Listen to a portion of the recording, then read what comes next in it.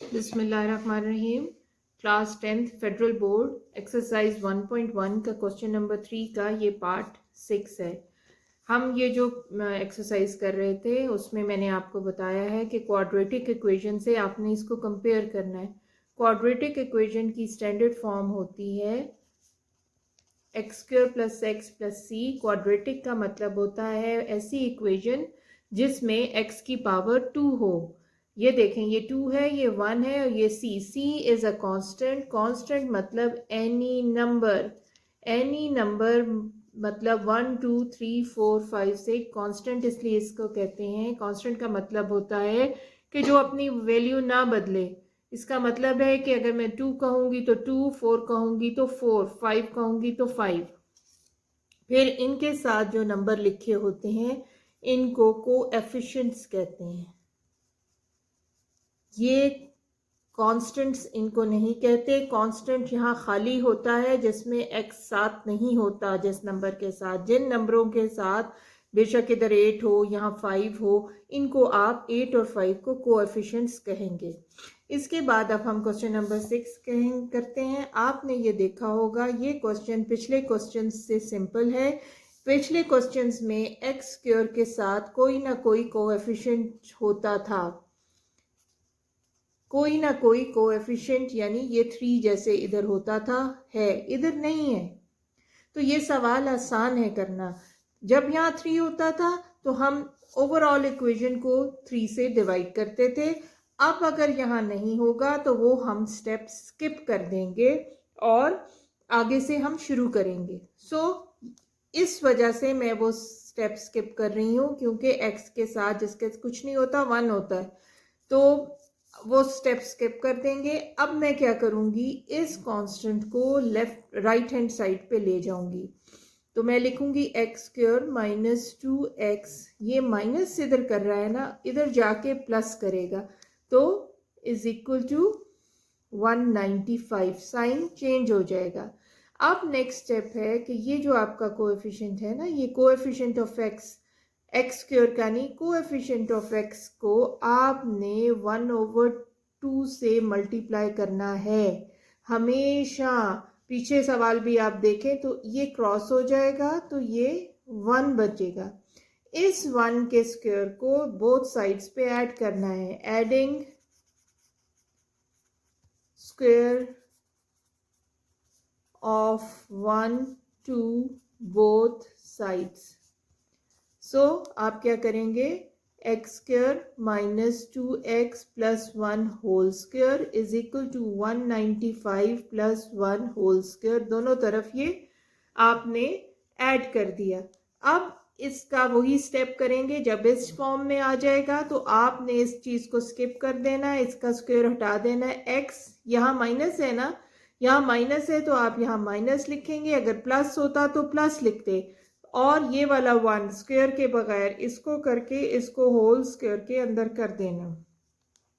दूसरी तरफ आप स्क्वायर खोल देंगे, 195, 1 का स्क्वायर 1 ही होता है, तो ये आपका आ जाएगा x minus 1 whole square is equal to 196।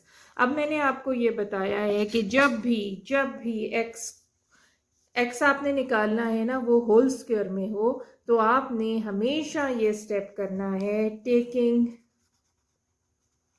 Square root on both sides.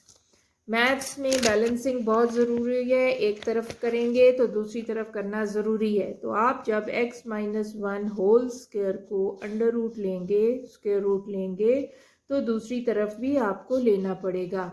अब ये वाला स्क्वायर और ये अंडर रूट कट जाते हैं आपस में, तो ये आपका x माइनस 1 रह जाएगा।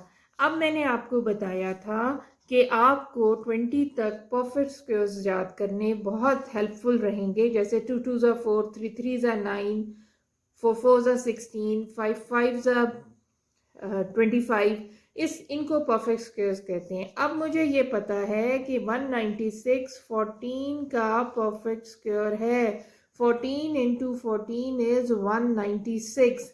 तो ये मैं लिख दूंगी, ऊपर अंडर रूट डाल दूंगी। इस स्क्वायर से ये अंडर रूट कट जाएगा तो मेरे पास क्या और जब मैं ये करूँगी तो मेरे पास यहाँ प्लस माइनस लाजमी लगाते हैं। जब भी स्क्वायर रूट लेते हैं तो दो वैल्यूज़ आती हैं प्लस माइनस की, तो आप इधर लिखेंगे x minus 1 is equal two plus minus 14, plus minus 14। अब इधर मुझे खाली x चाहिए तो ये 1 में इधर लेके जाऊंगी, ये माइनस है वहां जाके प्लस हो जाएगा। और मैंने आपको बताया है प्रेफरेबली ये वाली वैल्यू पहले लिखें क्योंकि इसके साथ दो साइंस हैं।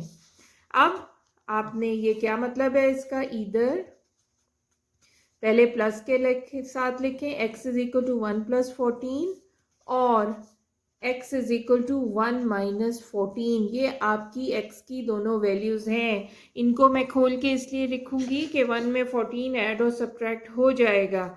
अगर अंडर रूट होता तो ये इधर ही आंसर आपका आ गया था। तो ये आ जाएगा 1 में 15, x इज इक्वल टू 15 और ये x is equal to minus 13।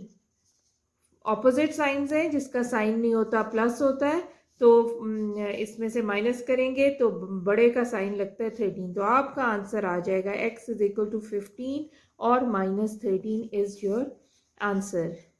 ये सवाल बहुत आसान था। अब ये देखें, ये दूसरा सवाल है। स्टैंडर्ड फॉर्म इसकी वो है x square plus x plus C is equal to 0। Constant देखें, अब इसको उलट पुलट लिखा हुआ है। पहले एक्स स्क्वायर है, फिर कांस्टेंट है 15 हो, बेशक फ्रैक्शन हो बेशक डेसिमल हो तो वो कांस्टेंट ही होता है, और ये एक्स हो गया। पहले इसकी फॉर्म ठीक करनी है। पहले आपने इस एक्स को इस जगह पे लेके आना है, ठीक है। तो अब मैं इस वाले को इधर ले आऊंगी, तो ये माइनस एक्स स्क्वायर, अब ये वाला इस जगह पे, ये देखें इधर एक्स वाली चाहिए ना, तो ये वाला इधर चाहिए। तो जब इसका साइन प्लस है, जब इसका साइन इधर आएगा तो ये माइनस करेगा 7/2 X plus 15/2 is equal to 0। जब सब इधर चला गया 0 रह गया। इसका साइन चेंज नहीं कर देना, इसने अपनी जगह नहीं बदली, ये LHS पे ही है, इसलिए मैंने इसका साइन चेंज नहीं किया। अब आप एक और चीज देखें, दो चीजें नहीं होनी चाहिए इस जगह पे। एक तो कोएफिशिएंट ऑफ एक्स स्क्वायर नहीं होना चाहिए, ये नहीं होना चाहिए, यहाँ कोई भी नंबर नहीं होना चाहिए 1 के अलावा। दूसरा, यहाँ माइनस भी नहीं होना चाहिए, यहाँ माइनस भी नहीं होना चाहिए, ये दो चीज़ें नहीं होना चाहिए। पिछले सवालों में जो 1 2 3 4 हमने इस क्वेश्चन के किए हैं, उनमें इधर कोएफिशिएंट होता था तो हम एक स्टेप करते थे, dividing both sides by the coefficient of x square. वो पिछले में भी स्किप किया है। ये इधर कोएफिशिएंट तो नहीं है, लेकिन यहाँ माइनस है, यहाँ माइनस भी नहीं होना चाहिए एक्स स्क्वायर के साथ, वरना सवाल गलत हो जाएगा। तो उसमें आपने क्या करना है, आपने माइनस कॉमन ले लेना है। माइनस जब कॉमन लेते हैं तो वो रिएक्ट कर जाता है, सारे साइन बदल देता है, सारे साइन बदल देता है। जब मैं माइनस कॉमन लूंगी तो ये वाला माइनस प्लस बन जाएगा, ये वाला भी माइनस प्लस बन जाएगा, और ये वाला प्लस माइनस बन जाएगा, साइंस चेंज हो जाएंगे। तो ये आपने करना है। अच्छा, अब 0 का कोई साइन नहीं होता, बोथ साइड्स पे माइनस होगा। 0 का साइन ना प्लस होता है ना माइनस होता है, इसलिए इधर नहीं मैंने लिखा। फिर ये वाला माइनस जब मुझे नहीं चाहिए होगा तो वो इधर नीचे आएगा, वो इस 0 से क्रॉस आउट हो जाता है। ये अगर यहाँ 0 हो ना इक्वेशन के और माइनस आपने कॉमन लिया हो तो ये वाला इस 0 से क्रॉस आउट हो जाता है, ये ख़त्म हो गया। अब मेरे पास क्या इक्वेशन बनी, x square plus 7/2 x minus 15/2। अब ये देखें, एक्स स्क्वायर के साथ कोएफिशिएंट भी नहीं है, माइनस भी नहीं है, तो अब मैं इसको उसी तरह सॉल्व करूंगी। एक्स स्क्वायर प्लस 7/2 एक्स, इस 15/2 को इधर ले जाऊंगी, साइन बदल जाएगा, ये 15/2 हो जाएगा। अब ये जो कोएफिशिएंट ऑफ एक्स है, इसको मैं 1/2 से मल्टीप्लाई करूंगी, 7 1 ज़ा 7, 2 2 ज़ा 4। इसका स्क्वायर मैं बोथ साइड्स पे ऐड कर दूंगी, adding square of 7 by 4 to both sides. तो ये हो जाएगा X square plus 7/2x plus 7/4 whole square is equal to 15/2 plus 7/4 whole square. अब इस तरफ आपने इसको स्किप कर देना है, इसको स्किप कर देना है और लिखना है x प्लस 7/4 होल स्क्वायर. यहाँ प्लस है ना तो यहाँ प्लस आएगा, अगर यहाँ माइनस होता तो यहाँ माइनस आता. इसके बाद इस 15/2 इसका स्क्वायर खोल देना है, इसका स्क्वायर कर देना है. 7 स्क्वायर होता है 7 7 ज़ा 49, 4 4 ज़ा 16. ये आपका सवाल. अब ये फ्रैक्शन में आ गया एडिशन, तो आपने एलसीएम लेना है. एलसीएम लेने का तरीका है कि आपने डिनोमिनेटर्स में देखने, अगर तो डिनोमिनेटर्स बराबर होते तो ऊपर वाले ऐड हो जाते, लेकिन इनको पहले डिनोमिनेटर्स बराबर करने हैं. बहुत सारे तरीके हैं जो मैं आपको सिखा रही हूँ, वो भी हो सकता है. अब ये देखें, ये छोटे के इधर ले लें, 2 और 16 ऐसे लिखना है. ये दोनों 2 के टेबल पे चले जाएंगे क्योंकि ये भी ऑड नंबर है. 2 1 ज़ा 2, 2 8 ज़ा 16, फिर 2 पे जाएगा. 2 1 4 2. इधर मैंने 4 इसलिए नहीं लिखा कि यहाँ प्राइम नंबर्स लेने हैं. तो मेरे पास आ गया 2 2 ज़ा 4, 4 2 ज़ा 8, 8 2 ज़ा 16 एलसीएम. तो इसको मैं लिखूंगी, यहाँ मैं 16 लिखूंगी नीचे. अब ये नीचे वाला मैंने देखना है, इस पहले इसको देखना है. ये 16 मैं ऊपर रखूंगी और ये 2 नीचे लिखूंगी, तो मेरे पास कटिंग के बाद 8 आ जाएगा. मैं ये वाला 8 इधर लिखूंगी, 15 ऊपर वाला इधर लिखूंगी, प्लस डालूंगी. तो अब ये 16 है ना, तो अब ये देखें 16 और ये वाला 16 ऊपर, ये वाला 16 नीचे, कटिंग के बाद 1 आएगा. तो ये 1 ऊपर 49. तो मेरे पास ये बचता है इज इक्वल टू 8 5 ज़ा 40, 8 1 ज़ा 9 10 11 12. ये 120 आ जाएगा प्लस 49 ओवर 16. ये एलसीएम निकालने का एक तरीका है. मैं आपको सारे तरीके एलसीएम के और तरह भी सिखा दूंगी. तो ये हमारे पास आ जाएगा 169 ओवर 16. इन दोनों को मैंने ऐड कर दिया. अब मैं इसके साथ ये लिख दूंगी x प्लस 7/4 होल स्क्वायर. अब ये इस फॉर्म में जब क्वेश्चन आ जाएगा तो आपने ये करना है कि लाजमी हमेशा टेकिंग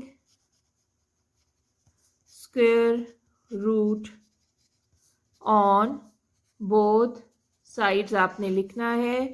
तो x प्लस 7/4 का होल स्क्वायर का आप अंडर रूट लेंगे तो ये आपके पास आ जाएगा, इधर भी आ जाएगा 169 ओवर 16. तो ये वाला स्क्वायर इसके साथ कट जाएगा और ये इसके साथ यहाँ प्लस माइनस का साइन आ जाएगा. अब इसको मैं खोल दूंगी, x plus 7/4 is equal two plus minus 169. मुझे पता है 13 का होल स्क्वायर है, अलग अलग अंडर रूट कर लूँगी. 16 4 का स्क्वायर है, 4 4 ज़ा 16, 13 13 ज़ा 169. ये यहाँ से कट जाएगा. So we are left with x plus 7/4 is equal to plus minus 13/4. अब ये जो है ये वाला सवाल अब आगे इधर कर लेते हैं. अब इस 7/4 को मैं इधर ले जाऊंगी क्योंकि मुझे खाली x चाहिए. x is equal to minus, ये प्लस है ना, वहाँ माइनस हो जाएगा. 7/4 प्लस माइनस 13/4. जब डिनोमिनेटर्स बराबर होते हैं तो ऊपर वाले एक लाइन के ऊपर आ जाते हैं. मैं यूँ लिखूंगी, नीचे 4 -7 प्लस माइनस 13. तो अब ये देखें, क्योंकि ये दोनों ऐड और सब्ट्रैक्ट हो सकते हैं, अंडर रूट नहीं है, तो मैं लिखूंगी इधर x इज इक्वल टू -7, पहले प्लस के साथ लिखूंगी, +13/4 और x इज इक्वल टू -7 -13/4। सो पहले का मेरा आंसर कैलकुलेटर में डाल के देख लें, साइन ज़रूर डालिएगा, ऑपोजिट साइंस है, माइनस प्लस माइनस हो जाएंगे। 13 में से 7 गया, 6 आया, बड़े का साइन लगेगा +/4, तो ये आपका आ जाएगा 3/2।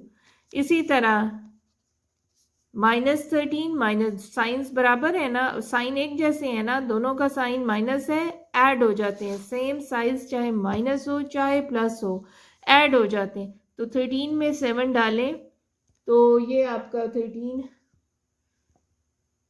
20/4 बनता है। 20/4, दोनों का साइन माइनस है, माइनस आएगा, ये कटेगा 5, तो ये -5। तो आपका आंसर है x इज इक्वल टू इधर 3/2 और -5। ये आपका आंसर है।